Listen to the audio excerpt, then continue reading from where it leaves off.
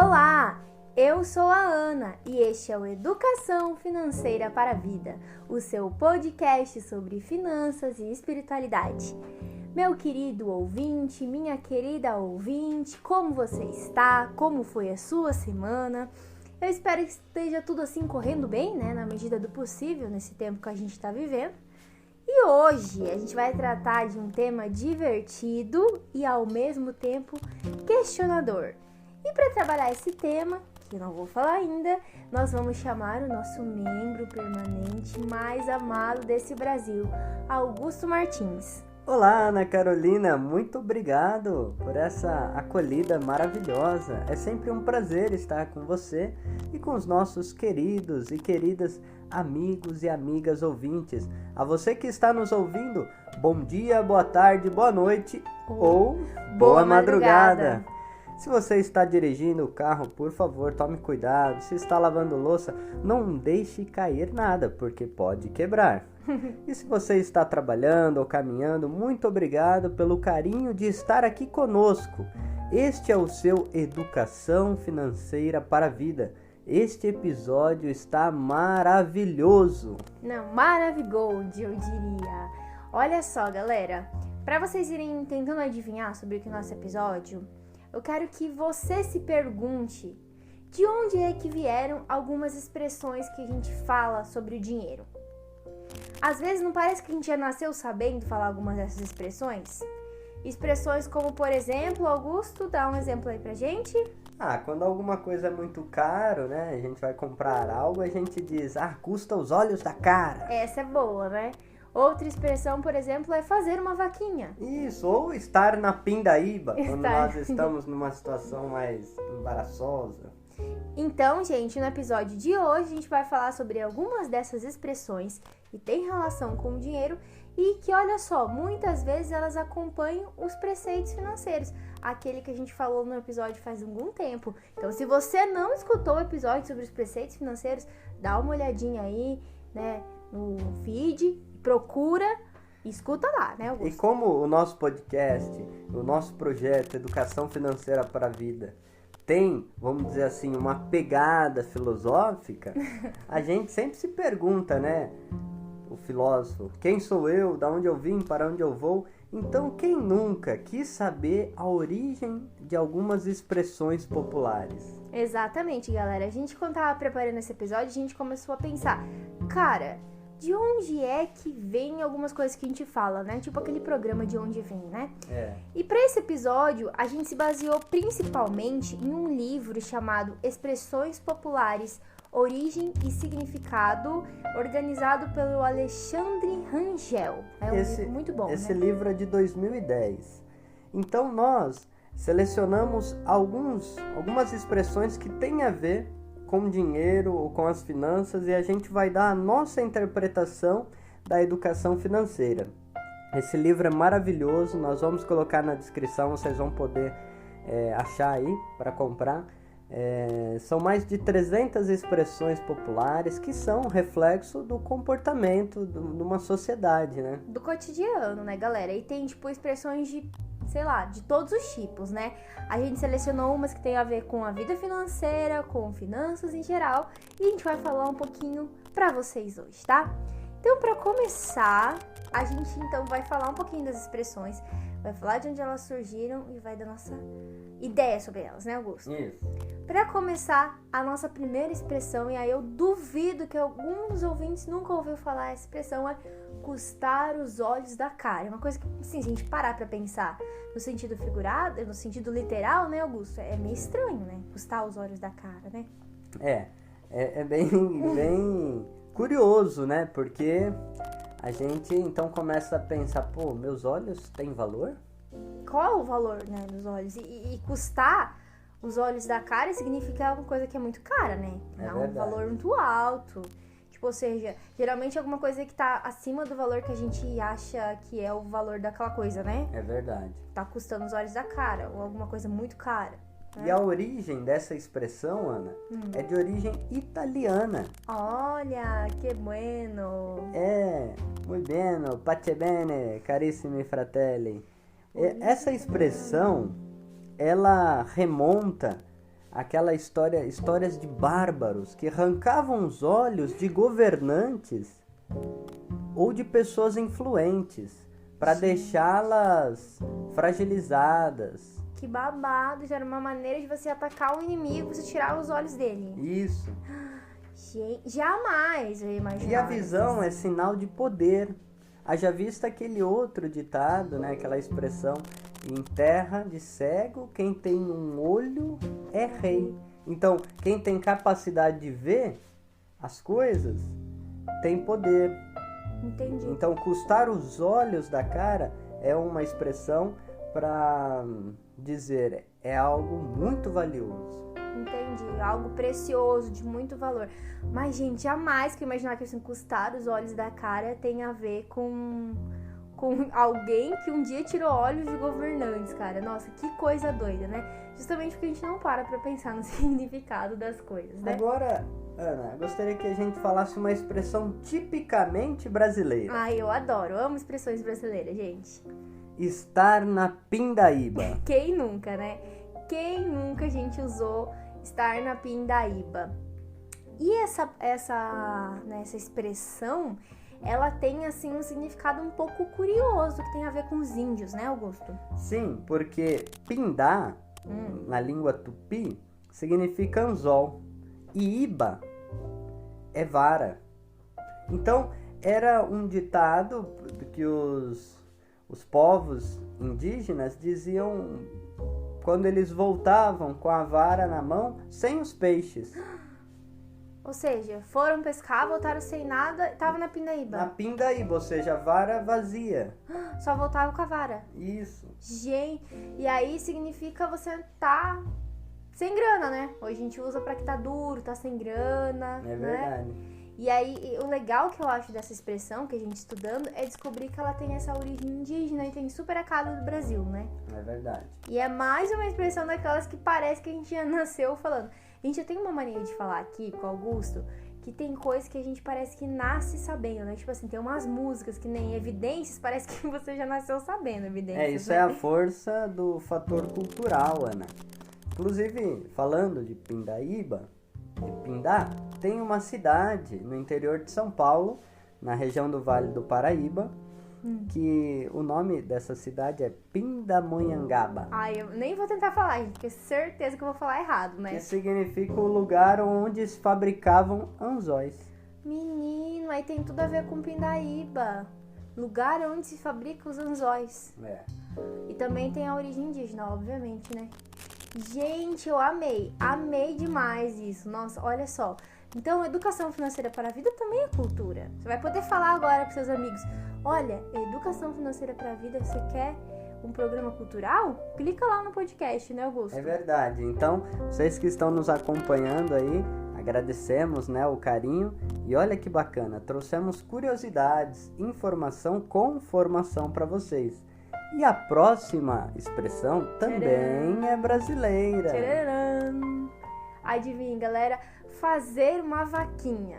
Fazer uma vaquinha, então, hoje a gente usa para quando precisa juntar um dinheiro para uma causa comum, né? Ou quando a gente, na época de escola, vamos comprar ali uma pizza ou um bolo pro professor ou para homenagear alguém, vamos fazer uma vaquinha. Gente, eu contar pra vocês minha história de escola com vaquinhas. Eu e as minhas amigas do colégio, a gente juntava dinheiro pra comprar um pastel no Mufato, mercado, e dividia em 4. Era vaquinha, cada uma tinha 20 centavos, outra tinha 50, e assim a gente juntava a grana do pastel pra conseguir comer. Mas de onde veio essa expressão? De onde?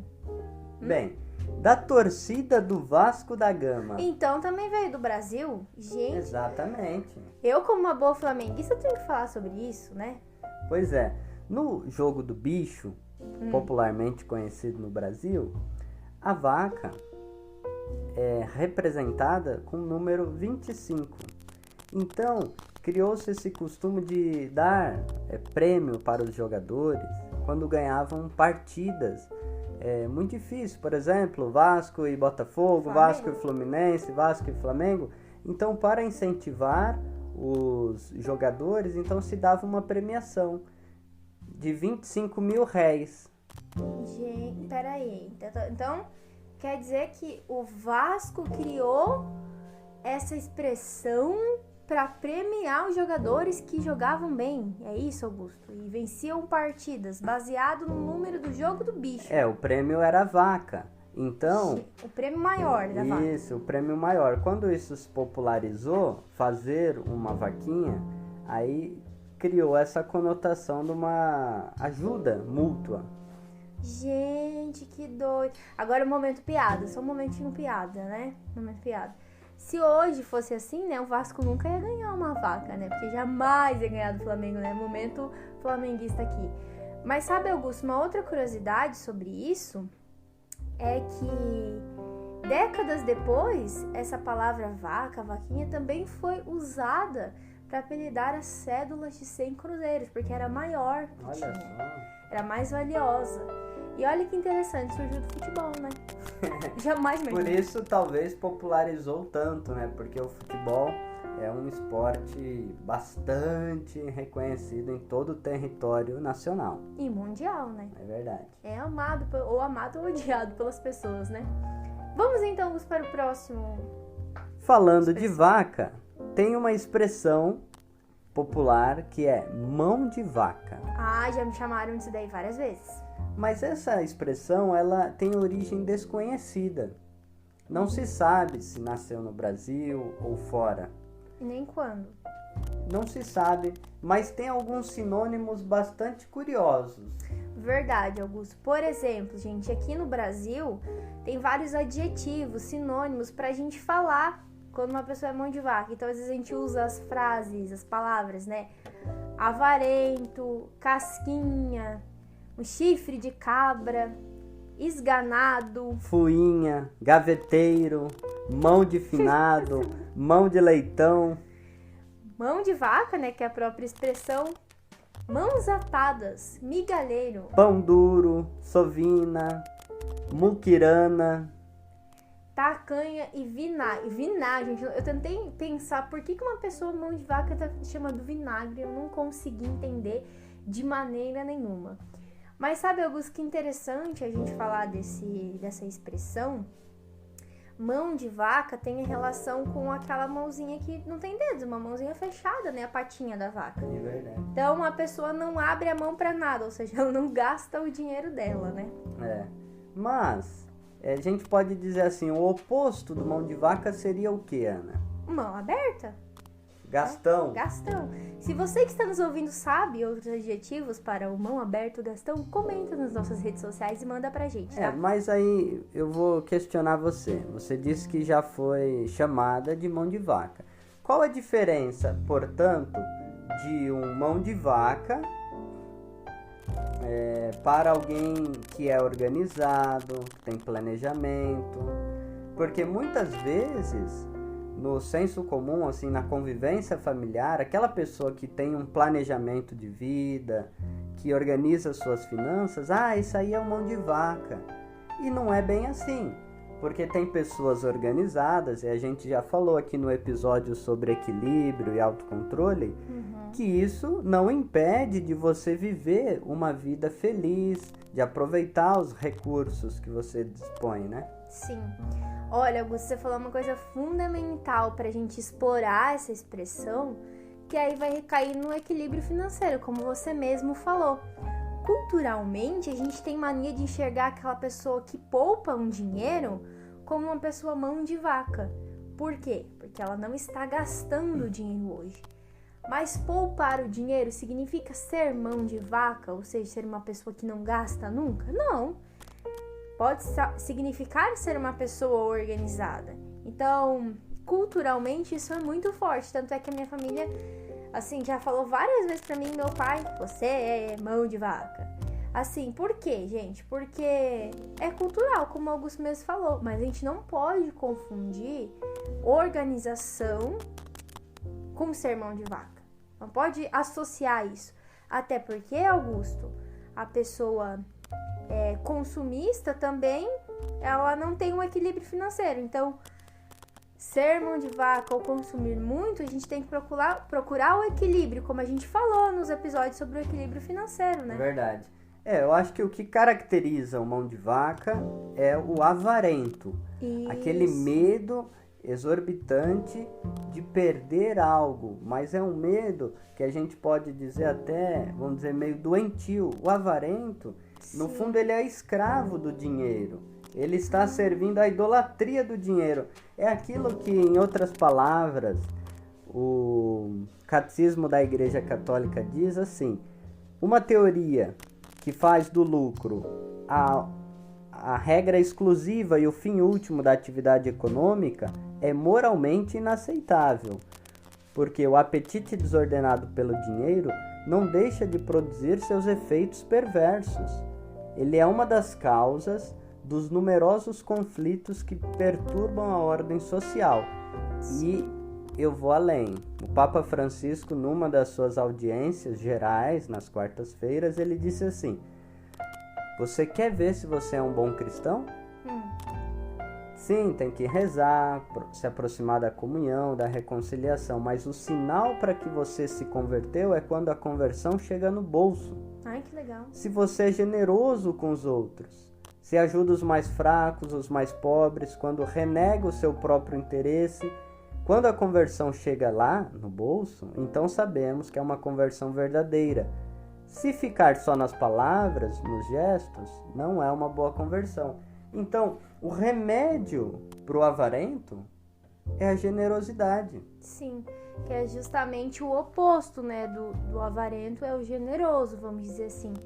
Porque o avarento, diferentemente de uma pessoa organizada financeiramente, que se planeja para o futuro, ele acaba acumulando dinheiro por si. O dinheiro é a finalidade dele, aquele apego. Então ele acumula o dinheiro por acumular e tem um medo de gastar aquilo, fica preso naquilo. Ele nem sabe muitas vezes por que ele está guardando dinheiro. E os dois extremos são reféns do dinheiro. O gastão, que é o consumo, e o mão de vaca. Exatamente. Então uma vida equilibrada é o sucesso, gente. O equilíbrio financeiro é o segredo para a sustentabilidade. Você vê que esse mão de vaca rendeu bastante comentário nosso. É que isso aí tá muito presente no nosso dia a dia, né, Augusto? É verdade. Muito presente. Para ilustrar isso, tem aquele filme, Até que a Sorte Nos Separe, que coloca a visão do avarento, que é a personagem Amaury, e o gastão, que é o Tino. Sim, inclusive a gente já falou desse filme aqui no podcast. Se você não assistiu ainda, assista, por favor, né? Muito bem, gente, vamos para a próxima expressão. Essa já teve até uma novela que eu adorava, que é... Negócio da China. Eu amava essa novela, gente, muito assim futurística. Essa expressão também tem uma origem italiana. Mas por que, Augusto, que tem origem italiana? Por causa de Marco Polo, o primeiro europeu a fazer experiências no Oriente. Ele foi com o pai e com o irmão dele. Ficou 20 décadas na China. Então ele fez a famosa Rota da Seda. Percorreu mais de 24 mil quilômetros. E aí, depois ele volta para a Itália, ele é preso e ele narra essas experiências. Então aí virou um livro e tem séries. Então criou-se essa expressão negócio da China como um bom negócio. Isso, essa origem lá no século XIII. Nossa, faz tempo. Acho que você falou 20 décadas, amor. É 2 décadas que ele ficou, né? Ah, perdão. 20 décadas ainda não é possível, a tecnologia não evoluiu ainda, assim. Mas Perdão. Ele ficou 20 anos fora, né? Eu lembro quando eu li, e quando eles voltaram, tanto é que todo mundo achou que eles tinham morrido, né? O Marco Polo e a família dele, o pai, o irmão, e não reconheceram ele, né? Quando ele voltou, né? E aí envolve todo esse misticismo que existia, que na China tinha negócios mirabolantes, inovações para aquela época, e aí todo mundo tinha essa curiosidade de ir para lá, né? Aquela curiosidade, muita gente morria nessas viagens, e aí ele ficou tanto tempo andando por lá, e aí ele depois acabou escrevendo um livro junto com um companheiro de cela dele, que é um best-seller, né? Só que hoje essa expressão negócio da China tomou outras conotações, né? É verdade, né? Hoje em dia, né, gente, quando a gente pensa em algum produto da China, a gente já pensa algo de má qualidade, falsificação, né? É verdade. Algo assim. Então é uma expressão que agora baixou um pouquinho de frequência para dizer que é um bom negócio, né? Sim. O que era usado muito, né, por muitos séculos, desde o século XIII, essa expressão criou força e se espalhou pelo mundo inteiro, mas tem a sua origem na Itália. Porque o Marco Polo era um italiano, né, gente? Muito legal, mas eu adorei saber, eu lembrei muito da novela. Próxima expressão, tempo de vacas gordas. Isso aqui eu escutei muito da minha avó. Tempo de vacas gordas. E ela remonta sua origem no Oriente Médio. Nossa. E essa daqui tem meio que a ver com história bíblica, é isso, né, Augusto? Você já ouviu falar da tribo de Israel? Já, claro. Já ouviu falar de José do Egito? Eu achei que você ia falar José dormindo, mas não, eu já ouvi falar de José do Egito, já. Então, o José do Egito teve até filmes, novelas. Ele era filho do Jacó e da Raquel, um homem muito inteligente, um pastor que cuidava das ovelhas. E ele foi vendido pelos seus irmãos, que tinham muita inveja dele, ciúmes. E ele foi educado por um oficial que era amigo do faraó, foi preso injustamente, né?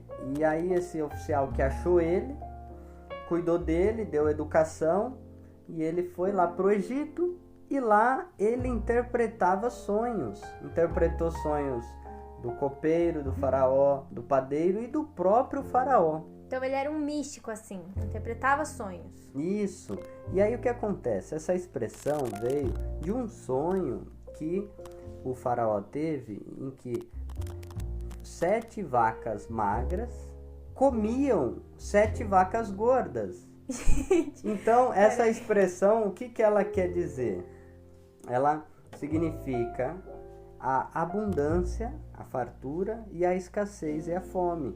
Ele preveu que haveriam 7 anos de abundância, de boas colheitas no Egito e 7 anos de miséria, de fome em toda a região. E aí ele sugere ao faraó organização, planejamento. Gente, olha, isso aqui também dá muito pano pra manga, hein? Que também é uma expressão. Mas olha só, eu tentei imaginar aqui no Augusto falou, gente, as vacas magras comendo as vacas gordas, uma cena muito estranha que eu imaginei aqui. Mas eu acho que o mais legal disso, como você mesmo já falou, Augusto, é essa questão do planejamento. Porque aí ele pôde instruir o faraó para ele se planejar para esse tempo de dificuldade que eles iam enfrentar. Então, porque se eles não soubessem, hipoteticamente, ou se eles não imaginassem que haveria esse tempo difícil, eles não teriam uma reserva de emergência deles para usar, né? Então, a gente trabalhou já esse tema, reserva de emergência. E também, quando a gente fala de previsões, é a capacidade de olhar o futuro, de analisar, né, o presente e olhar o futuro. A partir, é claro, da experiência do passado. Esse relato ele está no capítulo 37 do livro do Gênesis.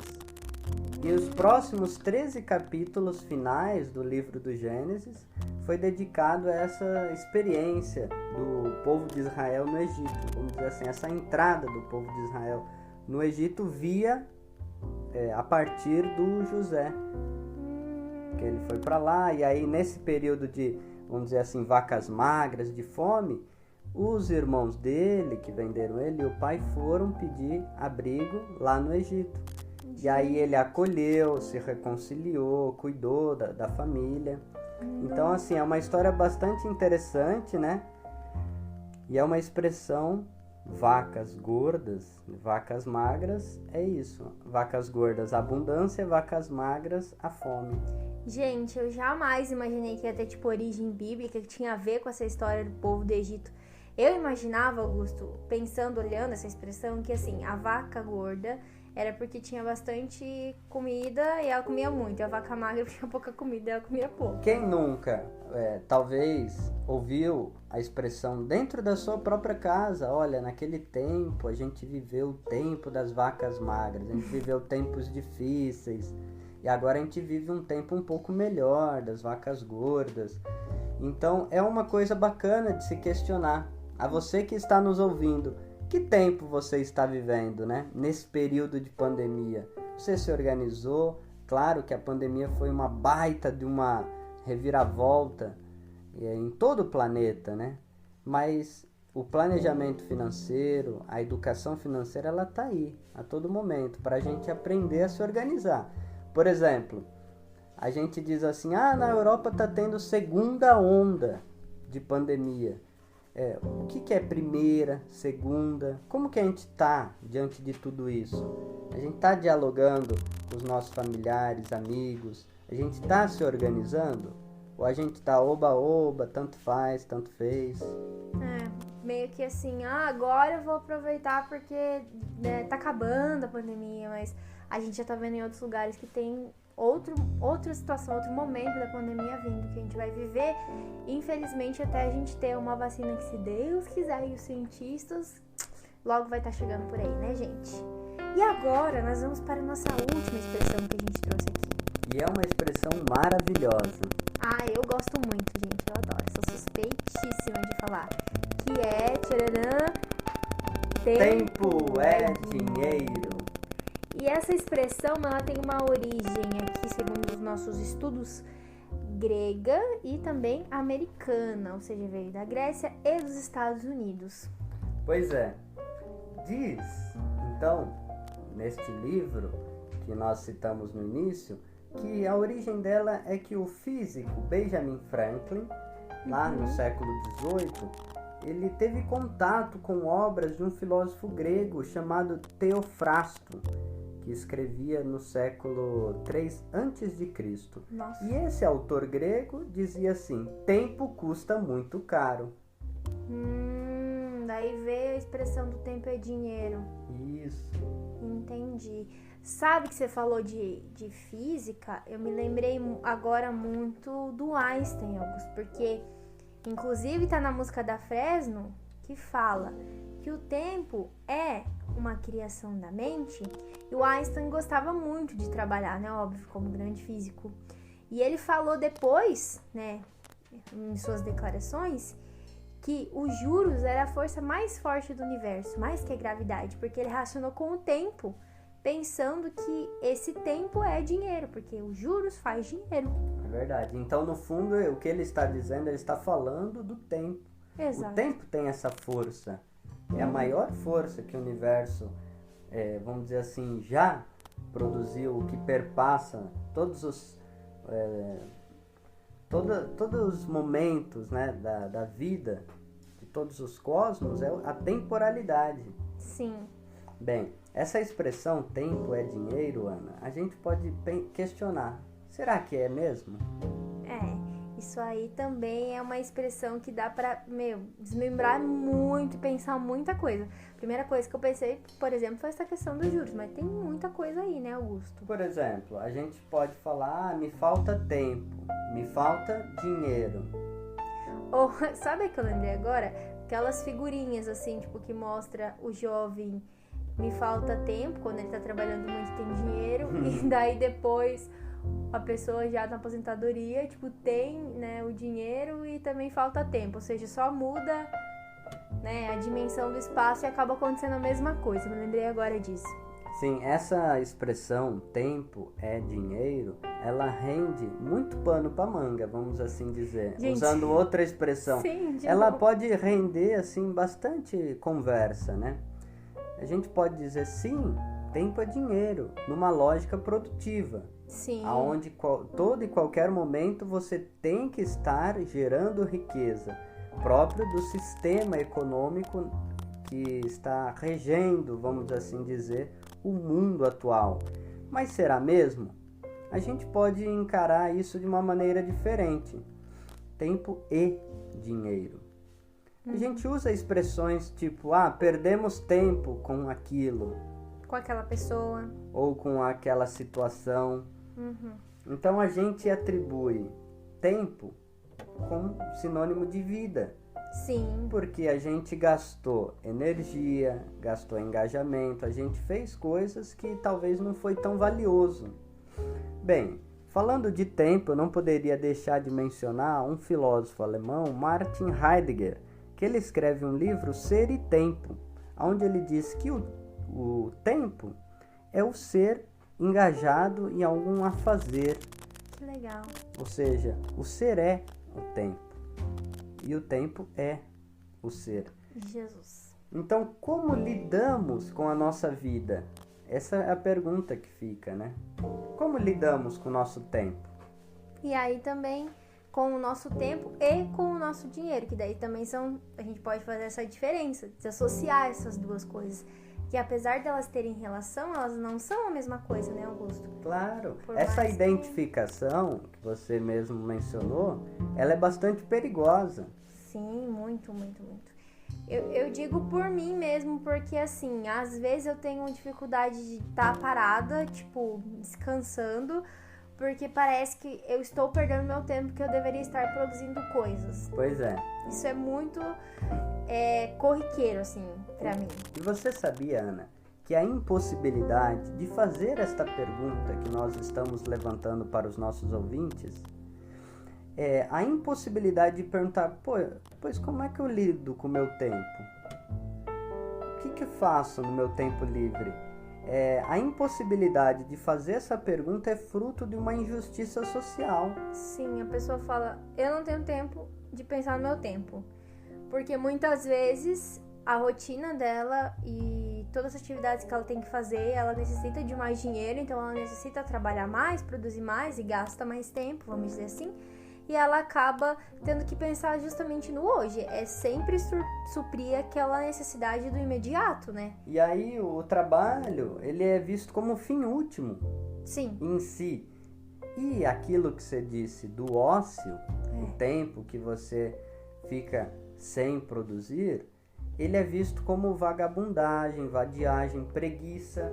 E isso, gente, ficou tão forte na nossa mente que, tipo assim, a gente às vezes vai ter um momento de lazer que faz parte do ócio e a gente às vezes se culpa por aquilo. Isso é muito péssimo, né? E você sabia, Ana, que essa coisa do trabalho, ela era a frase inicial no portão do campo de concentração de Auschwitz. Ai, gente. Estava escrito, o trabalho liberta. Ai, não, crê em Deus. Então, olha que coisa, assim, extremamente lastimável. Não, muito repugnante. Horrível. Não tem palavras. Horrível. Então, que trabalho liberta do quê?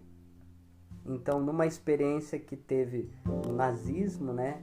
De exploração, de morte, de extermínio. Ai, gente. A frase, o trabalho liberta. Se eu entrasse lá e eu lesse o trabalho liberta, eu ia pensar, então, eu trabalho muito aqui pra ver se eu consigo sair desse lugar. Talvez, né?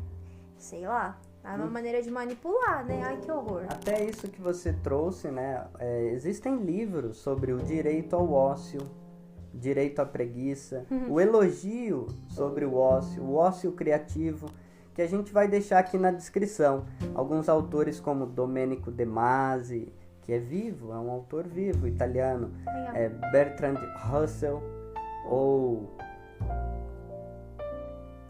até um TCC eu achei da Unicamp, Diego de Oliveira, Ai, que legal. 2004, falando sobre a história do ócio.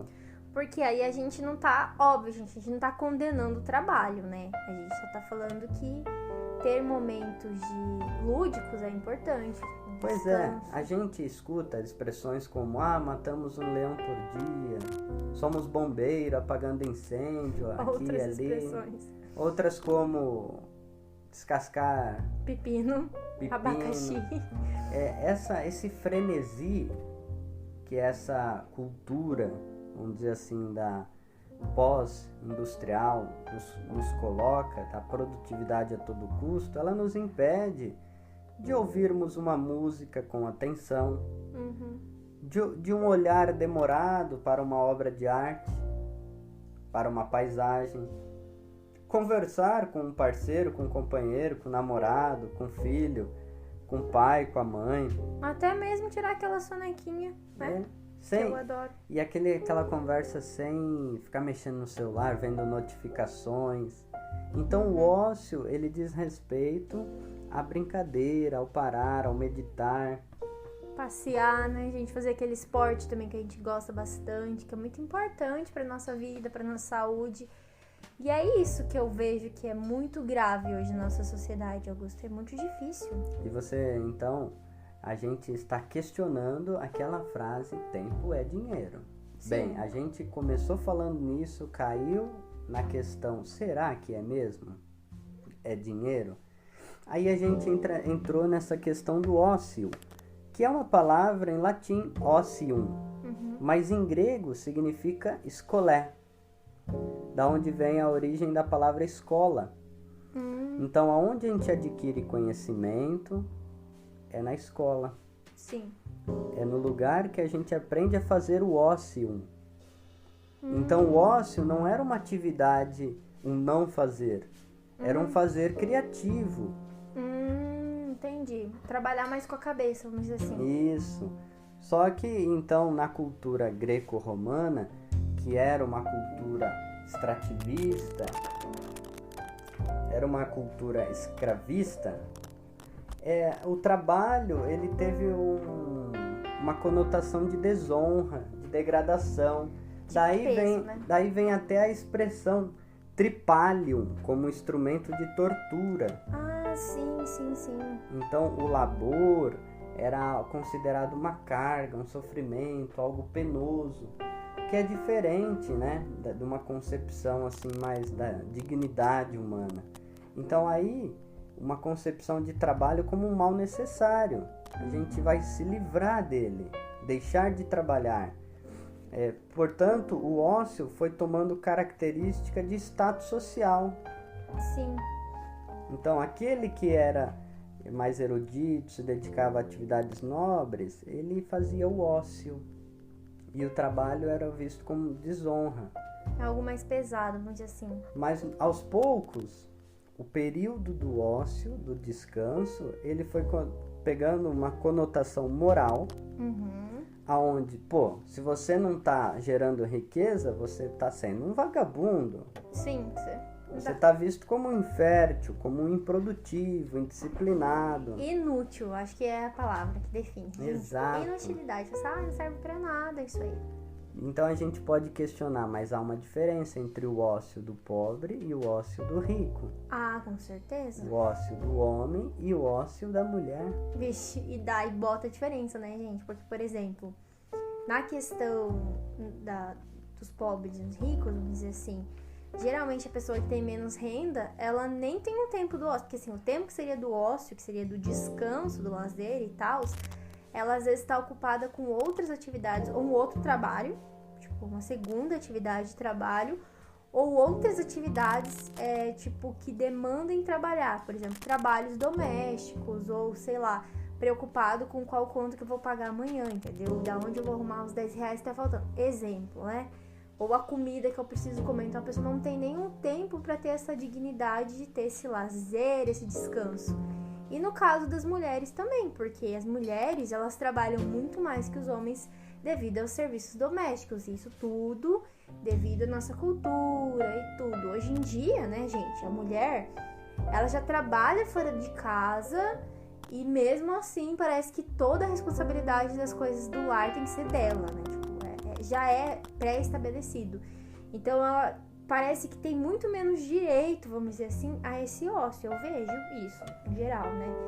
Isso é uma coisa que é muito triste. A gente precisa mudar, né, gente? Precisamos mudar. Porque quem tem que fazer a maioria das atividades domésticas é quem fica mais tempo na casa. E todo mundo tem que colaborar. Exatamente. Não é a questão de gênero isso, né? Até porque todo mundo trabalha agora fora de casa. Então, isso é uma coisa que recai também no ócio e no tempo e no dinheiro, porque esses trabalhos que tem trabalho doméstico não é remunerado, mas é trabalho e é tempo. Sim. Por isso, organização é tudo. Gastar energia na medida certa para sobrar ainda mais dinheiro para você ter um benefício para você e sua família. É o famoso eu trabalho, você trabalha. Você descansa, eu trabalho. Você reclama, eu descanso. Então, tem pessoas desorganizadas que gastam energia descansando, ou melhor, reclamando da falta de organização e não descansam. Sim, também tem essa situação. É um outro extremo, né? E, cara, e o que a gente tá falando aqui, por exemplo, se a gente vê o salário de uma pessoa, né? Ele deveria ser suficiente até para garantir esses momentos. Tem que ser. E a gente tem direito a um dia de semana que a gente recebe, mas a gente não trabalha. É verdade. Descanso semanal, remunerado, acho que é, né? Então, tudo isso é para dizer que a gente precisa de um momento de tá free, tipo, tá livre, né? Para você fazer coisas que você gosta. E muitas vezes tem famílias que não conseguem, né? Ou por falta de recursos, que precisa trabalhar, que é o fruto da injustiça social, ou também outras situações que é por falta de organização. E aí, falando de tempo e dinheiro, mais um exemplo. Quanto mais tempo nós gastamos construindo, desenvolvendo, cultivando a nossa saúde, Sim. Nossa saúde integral, a saúde do corpo, em suas diversas dimensões, a saúde da alma, do espírito, cultivando a dimensão espiritual. Quanto mais tempo você, entre aspas, gasta com isso, é claro que você vai gastar muito menos dinheiro. E quanto menos tempo você se cuida, mais você gastará para comprar remédios, tratamentos. Um exemplo disso é gastar dinheiro para tomar cápsulas de vitamina D. Ai, gente, olha aí, vocês estão vendo? Ele tá pegando no meu pé agora, porque eu fiquei com falta de vitamina D e o sol é de graça, né? Eu tive que comprar sol em cápsulas para tomar. Mas isso é uma realidade que a gente vive. E, inclusive, é uma preocupação que eu tenho particularmente com a questão da aposentadoria, por exemplo, porque a gente vai ter que trabalhar muito mais anos de trabalho, e as condições de trabalho, a jornada e tudo mais, não permitem que a pessoa tenha uma vida saudável, principalmente se ela vive em uma cidade grande, muito tempo de transporte, alimentação inadequada, estresse, não consegue fazer exercício físico, e aí ela acaba tendo uma saúde mais debilitada no futuro. Sobre essa temática, Ana, tem 2 livros que eu gostaria de indicar. O primeiro é A Tríade do Tempo, do Christian Barbosa, que escreveu em 2004. Legal. Ele fala sobre a família, o trabalho e a vida. Então ele fala do método tríade, fala sobre produtividade. E o outro livro é também do Christian Barbosa, junto com Gustavo Cerbasi, que nós já falamos aqui, que é o Mais Tempo, Mais Dinheiro. Construir riqueza não é sinônimo de acumular dinheiro. Ele, que é um jovem ali, ele disse que com 16, 17 anos já era milionário, já tinha uma independência financeira. E ele diz assim, ter dinheiro e não ser rico. Ele era assim, ele tinha dinheiro, mas não se considerava rico. Hoje ele tem dinheiro e tem vida. E ele considera riqueza justamente essa maneira de dispor do tempo. Com inteligência, vamos dizer assim, né? Pensando na família, pensando em prosperidade dele e dos filhos, da esposa.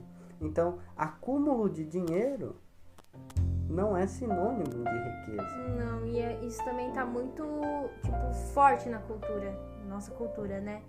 E aí a gente vê a importância da educação financeira, né, Augusto? Porque tudo isso vem a colaborar, vem a somar para que a gente se questione realmente como é que tá a nossa relação aí com o dinheiro, com o nosso tempo, enfim.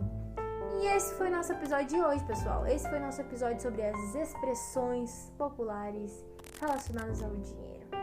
Se você tem mais uma expressão que a gente não falou, se você quer uma segunda parte, que a gente traga outras expressões, pede pra gente nas redes sociais, né, Augusto? É verdade.